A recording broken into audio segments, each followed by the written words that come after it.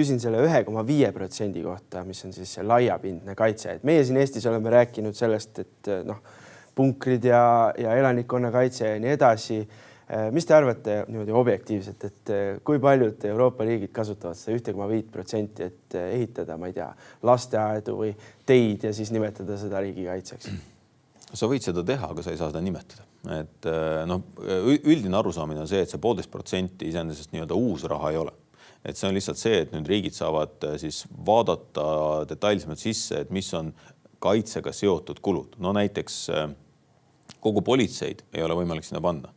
Aga kui politseis on olemas riigikaitsega seotud tegevused, näiteks vastuluurelised tegevused või mingisugused piirikaitsega seotud küsimused, siis neid on võimalik sinna 1,5% sisse lugeda.